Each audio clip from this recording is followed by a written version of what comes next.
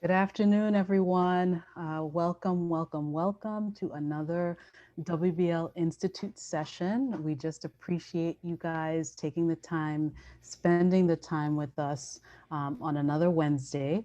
And today is the 27th. We're almost to the end of January and the time is flying. But we just appreciate that many of you have been repeat attendees. So we want to keep the momentum going. And again, hopefully you're getting as much as we want you to out of this content. So looking forward to giving that to you today in creating strong workplace student matches. So moving to the next slide. Once again, you guys know the drill, how to register and to enter into the workshops. Hopefully it's getting a little bit easier. Once you go in and register through the calendar, you will get tickets, and the tickets have the links embedded. So hopefully that process is a lot more smooth. But we do want you guys to continue to sign up in advance. So you will have those very early on.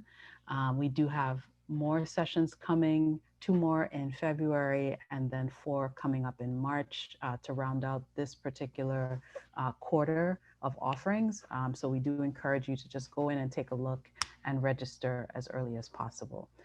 So we welcome you again to the Work-Based Learning Institute, where we're going to continue to provide you with professional development and content that is as much work-based learning as it is CTE, in that we're targeting those schools who are either receiving or looking to receive Perkins funding, and trying to make sure that you guys are in line with the focus of NYSED this year, in that it's work-based learning as well as equity and access.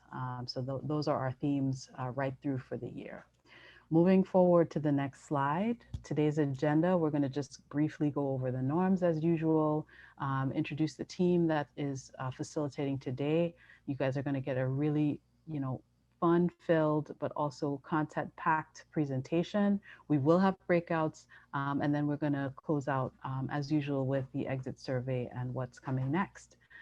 So moving to the next slide, want to continue to underscore that we want everyone to participate in the session. We hope that you are getting what you need. We do use the exit ticket to continue to tweak based on your feedback. So please don't forget that. But we want you to please be present, whether your camera is on or off. We will have breakouts, and we'd love to be able to see you there at least. But if nothing else, we'd love you to participate. And we encourage you to speak up live, engage in the chat as always. And then again, don't leave before you do the exit ticket. Moving to the next slide. We are going to be presenting this portion, myself and Larry Fleming Williams. And then we are handing it off to both DIML, Division of Multilingual Learners, as well as TCAC, the Transition and College Access Center. So I'm going to go ahead and hand it off to Jasenia. Thank you, Takia. I'm actually going to hand it off to Audrey to kick us off. Great. Sorry about that. Not a problem. Thank you so much. We want to welcome everybody here today, and we want to really start to generate excitement about the this seminar for us, because we really need for us to expand our partnerships with small business as well as large businesses. And we really want to emphasize tips and techniques that you can use in your schools starting tomorrow to expand those matches and really find the best fits for students as we move along on their work-based learning experience. Great, thank you so much. Next slide, please. Our outcomes for today, we know that we want to share and learn best practices and strategies for matching students to different workplaces. And we also want to uplift equity and access by focusing on the needs of our English language learners and students with IEPs.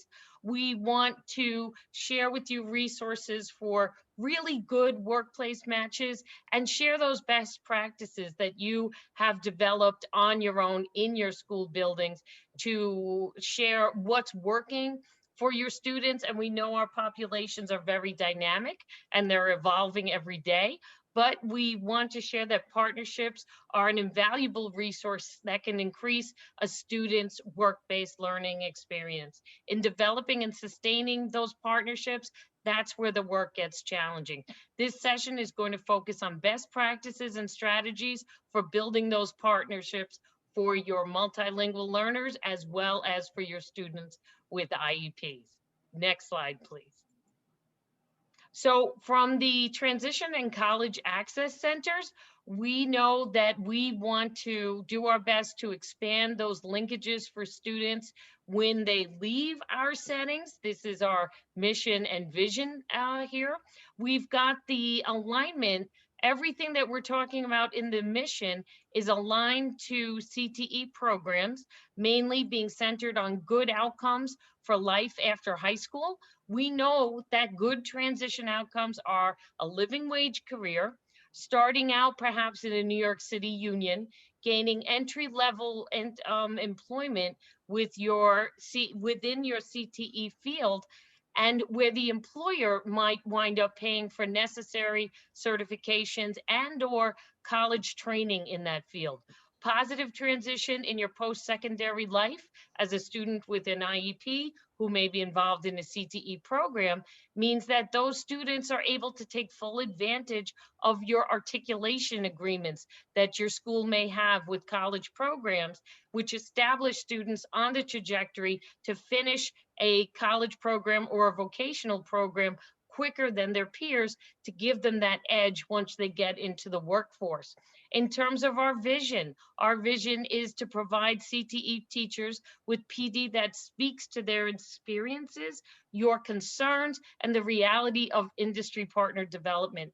We already know that students involved in CTE programs have better outcomes than their solely academic peers. That the CTE programs only offer training in areas of the vocational development that the Department of Labor has already stated have good outlooks for the future. And we also know we're training students for jobs that don't exist today. So like, for example, within electricity, we know that electrical engineering is fantastic. And there's so many facets to it now that we want to make all the connections we possibly can. And this PD is going to help you do that. Next slide, please.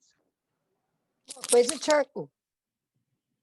So for our stakeholders, for the TCAC centers, we are a student center organizations. And as we look at this through the lens of good workplace matches, for our students, we want them to engage in the process of finding out what their interests and strengths are so we can capitalize on the powerful attributes that our students bring to the workforce.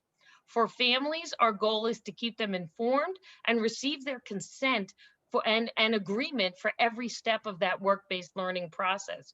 We want to educate families on how having real world industry experience can set their child apart and in a different pathway to having a more rewarding and financially rewarding career path than their peers.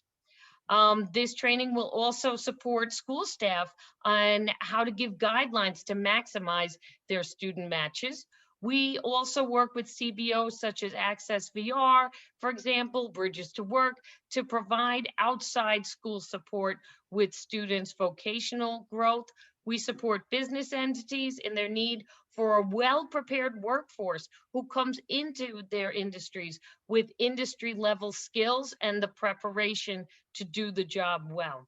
We know that further educational training after high school results in higher paying and more stable education. And our goal is to educate students on their rights under the Americans with Disability Act after high school, in case they need those reasonable accommodations for a more just and equitable and accessible workplace. Next slide, please. Thank you, Trial Audrey. version. So in thinking about, before we dive into content, just kind of want to share who we are as a division of multilingual learners. Our vision is that New York City's DOE racially, culturally, and linguistically diverse students will graduate multilingual, multiliterate, and prepared to succeed in college, career, and life in a global society. And we intend to achieve this through our 4 strategic areas, which consist of college and career readiness, transition. Can you transition? Thank you. College and career readiness for every MEL and L. Rigorous instruction across disciplines for MELs and Ls. A coherent system-wide process for supporting L program design and implementation. And increased family empowerment and community engagement. Specifically here, I want to highlight the little orange bubble, which is like college and career readiness for every MEL and L. That's the team that I am on, the post-secondary readiness team. And I also have my colleague here, Charlene, who is also on our team. A lot of our work is centered on increasing access to L's to CTE program and work-based learning. So we are here definitely as a resource to help you in achieving your goals in increasing access and equity for our students. Next slide. Great. So thank you so much. Just to assess where everyone is with today's presentation, I want you to be as vulnerable and honest as you can to engage in this warm-up activity. So using the chat, if you would be so kind, it's a little bit of a thinking question.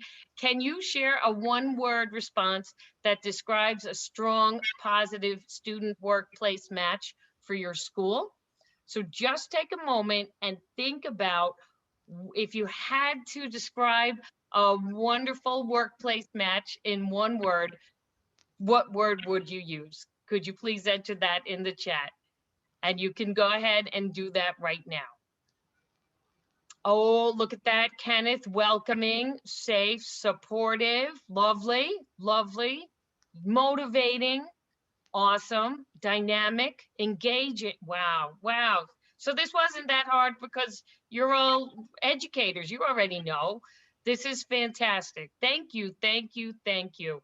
Could you imagine if every workplace could be described with those words? Fantastic. Thank you so, so much. This is relevant. Look at that. Relevant. Thank you. Thank you. And those relevant skills are, like, I keep going back to this point. We're preparing students for jobs that don't exist. And those skills, everything listed here, if we had motivated, dynamic, constructive, engaging, supporting, welcoming employees, what kind of incredible workplace could we all develop over time? Thank you. Supportive, look at that. Nice, nice. I love it. Ah, long word, very nice. Beautiful. Okay, great. Thank you, thank you, thank you. That was really wonderful. Next slide, please. I love this. Thank you, Audrey. That's a great activity. So in thinking about the structure of the session, we want you to listen with purpose first. So if you have a sheet of paper or open up a Word doc, we kind of want to create an opportunity for you to take notes. And our session is going to be organized in thinking about steps to take before the internship, steps to take or during the matching process, and then after the matching process is complete. And then these are some of the roles that we really highlight: work-based learning coordinator, an employer, and a student. So we encourage you to definitely take notes in the various categories. Of course, you will get the PowerPoint presentation with all of the resources, but in case there's some ideas that come that, or some information that you want to share back, like this is also a great opportunity for you to do that. And it's also, this is a great practice for you to be able to also engage with your students. So graphic organizers is a great tool for you to use when engaging with English language learners or students with IEPs. So just wanted to share that as well. Next slide. So with that, we're going to literally jump right in.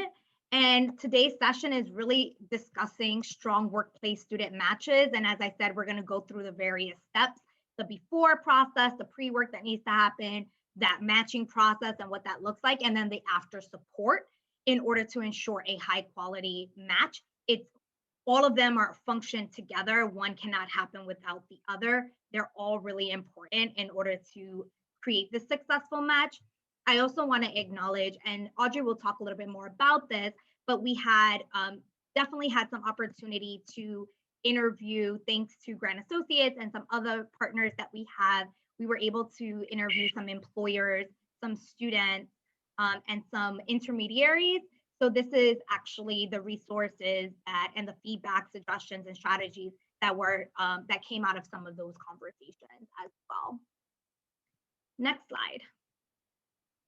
Thank you so much, Yesenia. That is true. We had some incredible conversations with employers that really struck to the heart. But we'll get more into that. Thank you, thank you. So for our work-based learning goals, we know that WBL is the umbrella term used to identify those activities that engage employers and schools in providing those structured learning experiences for students.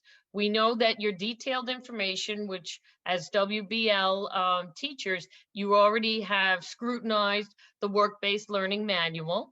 And we know that it goes from career awareness to development and application as the students are moving along in their work-based learning continuum.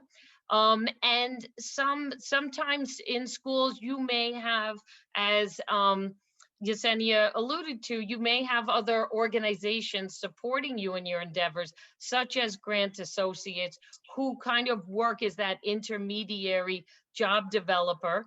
And then you will have your CTE teacher as that ongoing job coach, and that can be a really good division of responsibility. So schools should be using their work-based learning coordinator positions as change agents for equity and access for all of our New York City communities. The work-based learning in schools have their teaching licenses, and they may have that WBL extension, and those are going to be your resources in the building for really ensuring student work regulations are in compliance with state guidelines. Next slide, please.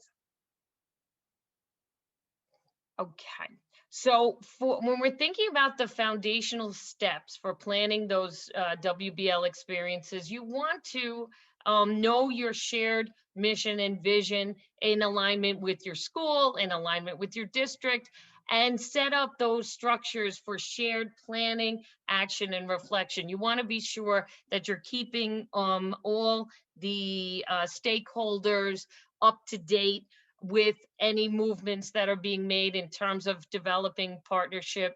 As a CTE teacher, you would want to start by building upon your CTE network of businesses to engage in your industry.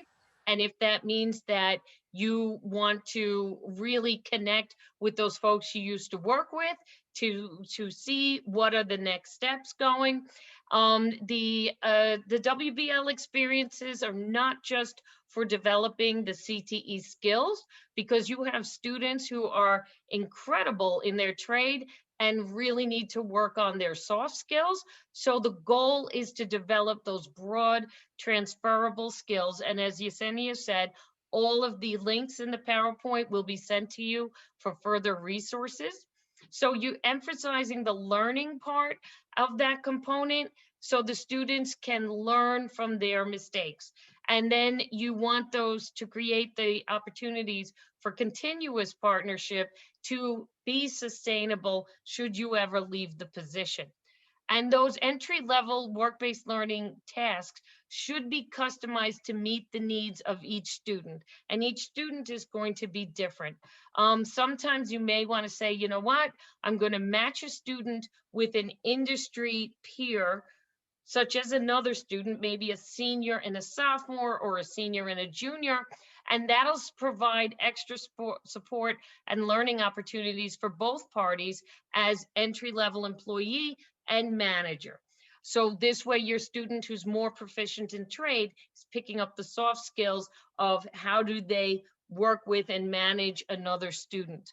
But we want to keep in mind anytime you speak to our employers that I believe the statistic is fully 50% of our students have the ability to speak another language.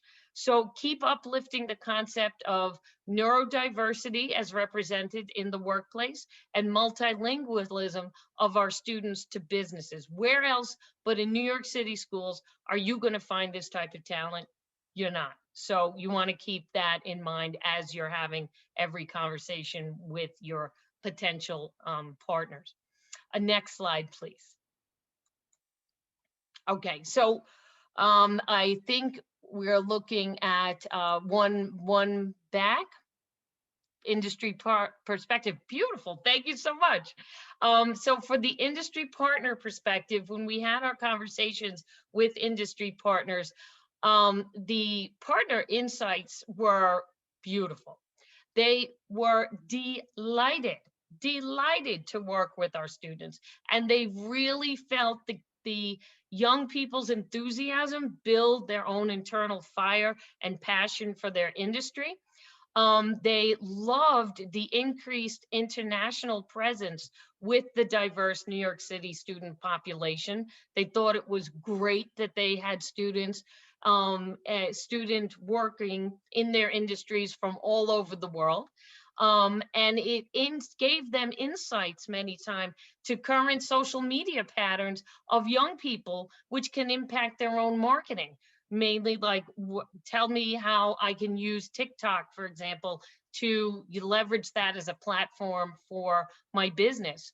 They really enjoyed having that hands-on transfer of knowledge from student to employer and employer to student, because they want workforce preparation and they know that if they're working with our students, they are acting in service of justice, equity, and access for all, which is fantastic. And they use the student connections to their own communities to build out different advertising and get new customers from different areas that they may have not been into prior to the working with the students. And they certainly appreciated the school's willingness to connect with the students and the employers to troubleshoot any concerns. So the work-based learning, definitely not a one-way road.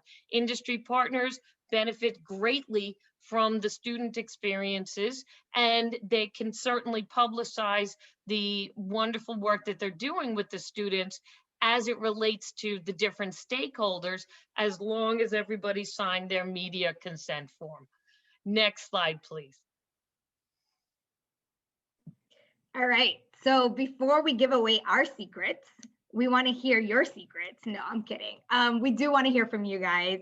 What strategies and or tools are you using to create strong workplace matches for Ls and students with IEPs? And we're going to actually run into breakout rooms, and we're going to ask that you assign one person from the breakout room to definitely come back and share out. We're really interested at the end of the day hearing from you and what you think is working at your school before we jump into the strategies that we're going to be suggesting.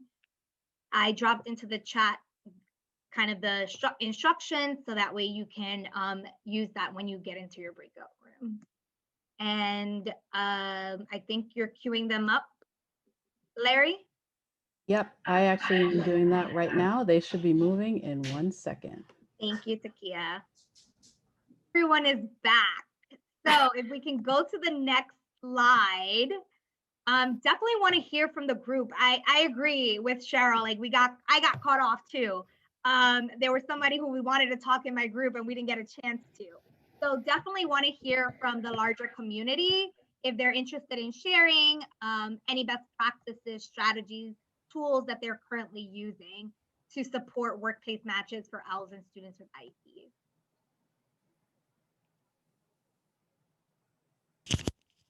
Folks, feel free to unmute yourselves or throw it in the chat. One thing that, hi, I'm Karen Kotz from Maxwell. One thing that I brought up that two of my colleagues said was very helpful to them was, I've been a work-based learning coordinator for over 15 years, is I've learned over the years, trial and error, what works, what doesn't work. But what really works for me is after the students complete all their paperwork and they're ready to start, whether it's the fall term or the spring term, is I have a mandatory parents meeting, because what we tell the students and what gets translated back to the parents is something totally different. And it alleviates a lot of the phone calls of, why didn't my daughter get paid on time? And why does my daughter have to do this? And stuff like that. So, I think that it's very important to get the parent on board to understand the process of a training plan, not just to sign documents, so that they're also involved in this opportunity. Thank you so much for sharing that, Karen. That is a great point, and it's actually one of the strategies that we suggested. So I'm glad to hear that it's coming from the experts. Anyone else? I can share what we discussed in our group, if that's okay. Sure. And All then right. I'll take one more after you, just because I'm looking at time. Okay. So we had in for a really good session. Gerard from Tottenville High School mentioned hospitals as a great setting for work-based learning experiences because they do everything in one building. Also, prior to the pandemic, holding open houses, connecting with your local businesses as an event. You could do a virtual open house now based on, COVID rules.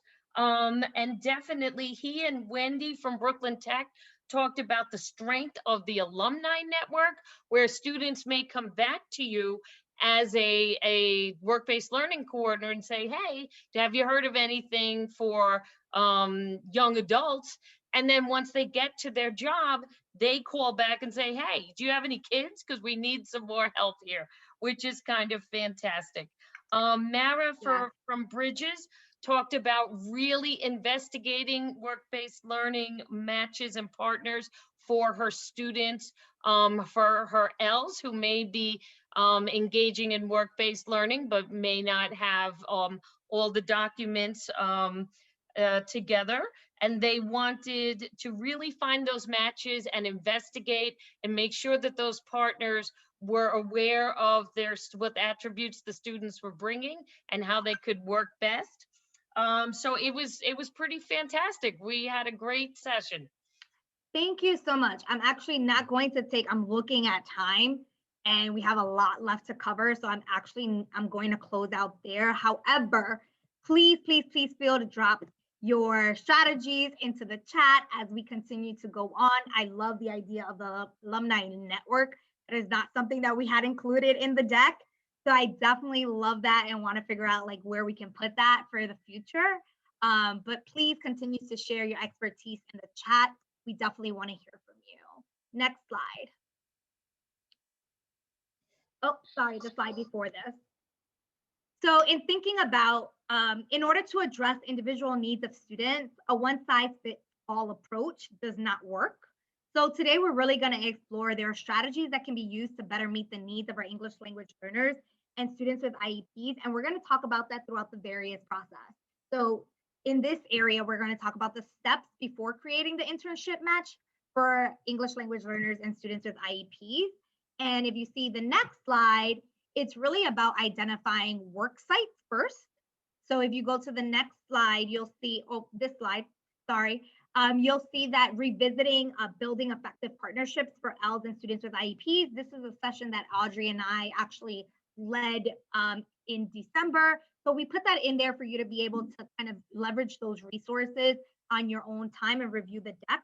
But basically what it comes down to is really thinking about leveraging your community to identify work sites. And when we identify community, we're thinking about school community, culture and linguistically diverse CBOs, families, local business districts, local trade organizations, chambers of commerce, and it's not here, but I'll include your alumni network. So thinking about those things as well. And then just ensuring that there's, the work site is safety is ready, the safetyness is ready. And so in-person setting, it may be conducting a work site and completing the work site form that the CTE team has, or in a remote setting, it might be thinking about Ls, and students with IEPs may not have a designated workspace at home or feel comfortable on camera at all times. So being able to remind work sites to be flexible and even to teach students how to adjust their backgrounds in a remote space is also something that's important. We've also linked here, thanks to the CTE team, a kind of remote site checklist that you can also use in order to ensure in a remote setting, kind of ensuring just safety of the student.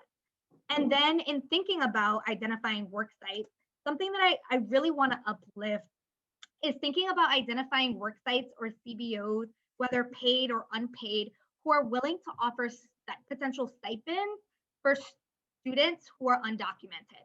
So as we know, students who are undocumented cannot receive like city funding, so they can't participate in like an SYP program or in like certain funded programs funded by the city. However, if you have a really good relationship with your partner, identify that work site and see if that partner would be interested in paying a student a stipend or even offering an unpaid experience for that student, just to create access for undocumented students, as well as we're thinking about the range of L statuses and students within our community.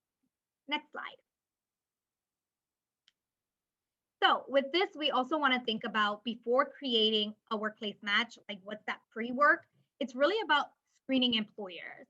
So some of the strategies around this is like scheduling a meeting with employers, sharing a snapshot of who your students are, including the racial, cultural, and linguistic identities, and diversity of learners without sharing privileged information, right?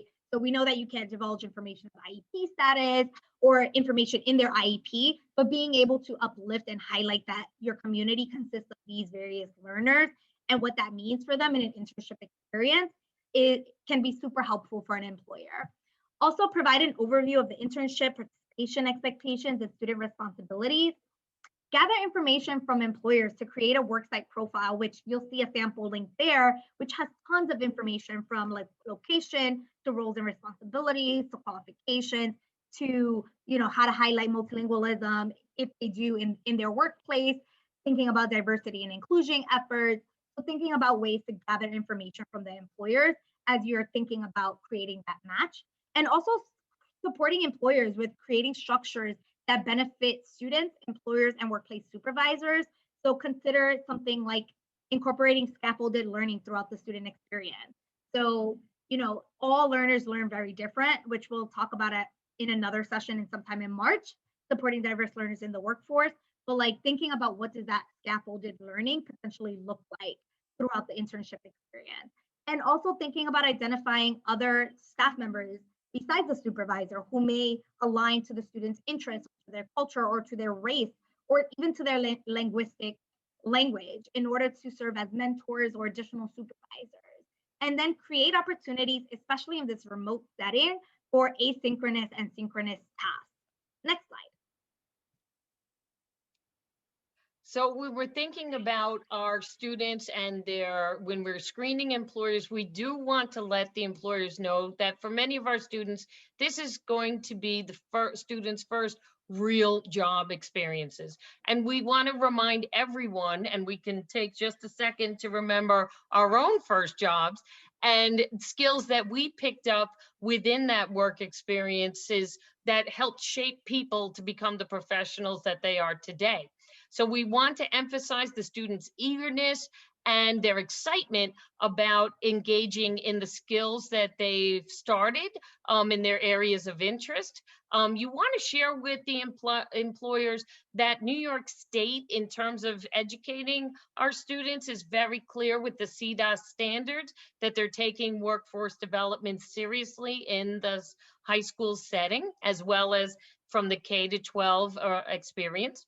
You want to share with the employers what skills the student has already mastered in trade, and then you want to uplift the long-term benefits of hiring these specific students to the overall economy, to the industry. And then you want to really focus on what are the students going to bring. So you should be able to understand and speak to how your Ls and students with disabilities will be best served by robust experiences. And then you want to think about your students' elevator pitch, where the information that you would want them to share during program approval to an assessor, you want them to be able to speak to what are their skills they're bringing to the workforce, what do they know, what are they working on, and what are they excited about. And that can be something that students engage in during their IEP meetings as well, when they're taking for student-centered IEP meetings. Next slide. So for the sake of time, I'm looking at time. I'm just going to uplift 2 bullets per slide. You'll definitely have access again to this, but just for time's sake, thinking about how to prepare students, right? How do you prepare your students? First thing is definitely sharing some type of internship worksite profile. And then after sharing that, surveying students to have students identify their top 3 worksites. And the reason why we say survey students is because student choice and student voice is so critical in ensuring a successful match. And it also gives students agency and advocacy skills that they normally wouldn't have in other circumstances. Particularly, I also want to highlight assessing students' access to technology, especially in a remote space, not making an assumption that they have access to technology, but asking them and kind of surveying them. Do they have a laptop? Do they have an iPad? Do they have internet? Do they share an iPad with a sibling or someone else? Just to get a sense of the true snapshot of your student's capacity to be able to serve in a remote space, but also being able to share that information with employers. Next slide.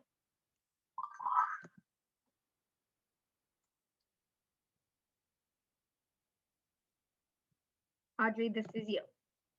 Oh, my apologies. I'm sorry.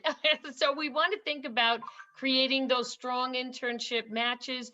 And the next portion here will go over the different policies and practices that we use to really getting into the workplace matches from the employer's perspective, student perspective, and the school perspective. Next slide, please. So with this, we're going to talk about creating the strong internship matches. And if you can go on the next slide, we have a bunch of resources, best practices to creating strong workplace matches. Some of them include assigning 2 to 3 Ls or students with IEPs to a work site to allow students to actually collaborate on projects while working together. So right now, I'll give you an example. I have 3 interns who are all English language learners. I function as a work site supervisor. And there are times where the students lead their own meetings and I'm not present. I just give them the assignment and they help one another if they have questions and concerns. So thinking about some of those things. Also, if an employer is concerned about time and length and not having the amount of time, consider micro internships. So some shorter internship opportunities that will still get you to the hours that you need for students to complete, but give them in a smaller aspects. So maybe if we're thinking about automotive, it's 3 weeks in one area, 3 weeks in another area at a potential work site, or at the same company but with different supervisors. Also, really one last important thing, and then we can go to the next piece. I think all of these are important, but thinking about, and it was mentioned from somewhere else, it's thinking about mentoring sites as categories. So category 1, thinking about that a work site as a mentoring site. So that would be for your student who may need more hands-on support, more hand-holding, and thinking about that employer that might have that capacity and ability to do that versus a more independent site, which is just going to potentially give students a list of tasks for them to manage independently. So think about when thinking about your site, organize the work sites in these 2 areas, and then assess your students to create an environment that will help your ELs and students with IEPs thrive. And then the last thing that I'll mention is definitely consider using a matching tool that will align student strength with employer needs. And we can talk about that another time. Next slide. So for employers, some things to think about is just coordinating, supporting with coordination of interviews, but also give the employer the final voice in the final selections. And potentially for newer supervisors, share with them a sample of interview questions. Also potentially think about conducting an employer orientation to share internship information and student information, but also student information such as best practices for the way your students learn, whether it's like graphic organizers or reflections or to-do lists, etc. That might be helpful information for an employer to know when working with a student. Also thinking about supporting supervisor supervision, something for them to think about and for you to constantly have communication with an employer. Next slide. Great. So when we're thinking about the student perspective, we want to leverage those students' strengths and really highlight the attributes that they're giving to, and when we think about their racial, cultural, and linguistic identities, as well as their neurodiversity. Once the employer's match has been confirmed, you want to schedule that one-to-one meeting with the student and the employer so they can start to get to know who they're working with. And then you want to be sure that there's an overt connection between the student and their coworkers in the company, or who is going to be that mentoring partner who will be either on the workspace floor with them or in the remote environment. So the students know who to contact, how to contact them, and how the relationship will be developed.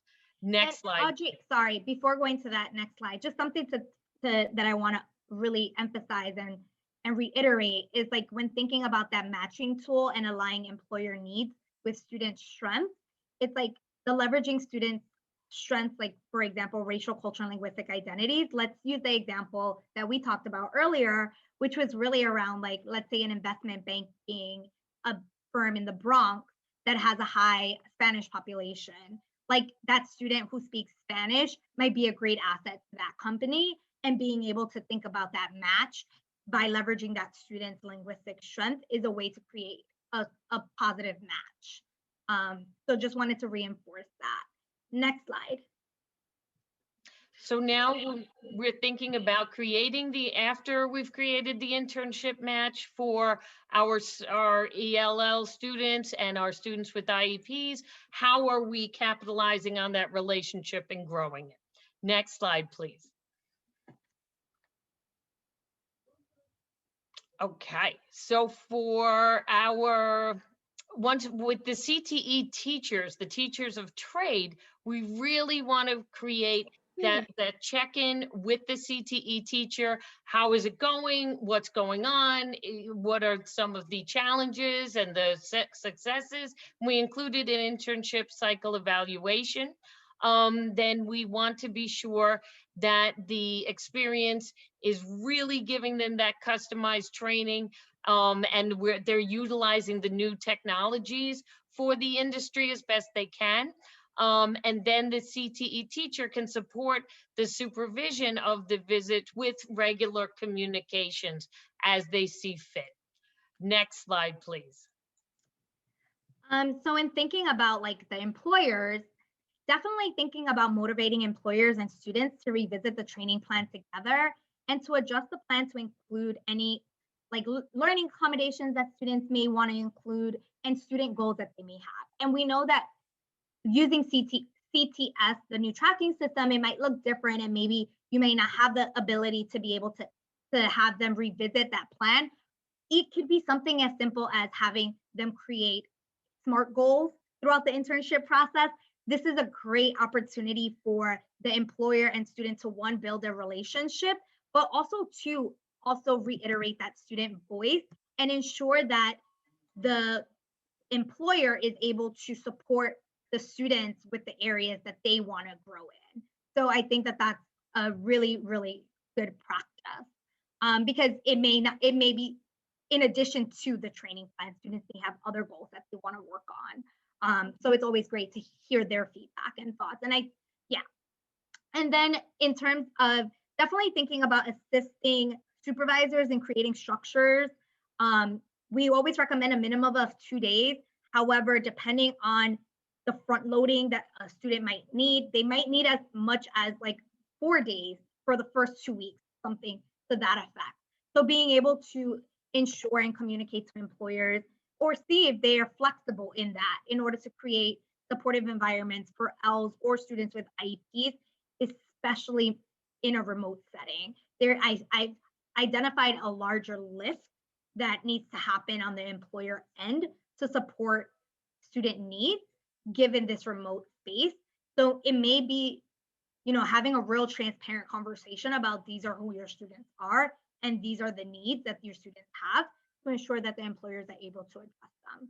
And then we have some additional structures to support internship, remote internship settings, from like having a shared Google Drive, ongoing agenda with next steps, task logs, confirming students have like a notebook or some other tool to remain organized. I created for my interns, they're more visual learners. So I created an internship scope of work and calendar, which you'll all have access to. And it basically just week by week kind of highlights what they're going to be working on. And it's a running document, so it's always constantly updated, but it allows them to get a sense of the responsibilities that they'll have on a long-term basis, right? And any special projects or meetings, that kind of thing. And then identify communication methods in between supervision. So something that I definitely do with my students is that we use Slack. And it's a simple tool, and it's actually something that they suggested because they were like, well, what if I have questions? Like, how do I get access to you? And I'm like, okay, let's figure this out. And they weren't comfortable using Teams. So we ended up using Slack. But something as simple as like a Teams chat would work too. Just like we use Teams chats or other functions like that. Next slide. So in thinking about, you created that match, what are other things that need to happen? So definitely coordinating that one-on-one introductory meeting for the employer and your student, the supervisor and your student, so that way they can focus day one on getting to know each other. At the end of the day, what's so important is that relationship building aspect in order to create that welcoming, that growing, that safe environment that our students need. So really focusing in the beginning on like building that relationship and some onboarding. Something that I do a lot with my interns, which you'll see in the sample ongoing agenda that I share, I start every activity or every meeting with a warm up. And the warm up is basically like 10 minutes. It's an opportunity to like build relationships, establish community, and get to know one another. And it literally makes a huge difference as to like how the students enter the space and the energy that they're entering the space in. So it's definitely a great strategy for employers to engage with, like constantly thinking about ways to get to know their students as they're engaging in this internship experience. Also, assisting employers in creating welcoming onboarding experiences for Ls and students with IEPs. So some of the things that I've done and that I encourage others to do is like creating something as simple as like a welcome email to the company with student biographies, developing opportunities for students to meet other racially, culturally, and linguistically diverse professionals to share their journey. Students are always interested in learning, like, what was your educational journey? What was your career journey? How did you get where you are? And it also exposes them to different pathways that they may not have been exposed to. Also, something to consider is like creating a job shadow day within another department. So if I am in, for example, post-secondary readiness, I'll schedule a day for them to work in operations for a day, just for them to get an understanding of what that work looks like. Also thinking about collaborating with employers to develop a feedback cycle for students that includes a mid-year and end-of-year internship evaluation. And we've included here, thanks to the CTE team, a 30-minute evaluation and feedback document that you'll be able to access. So definitely these are some strategies. These are not all of the strategies that exist. I'm sure you guys have other strategies that you definitely suggest, and I encourage you again, if you have strategies that you've used, that you've seen to work, please feel free to drop them into the chat.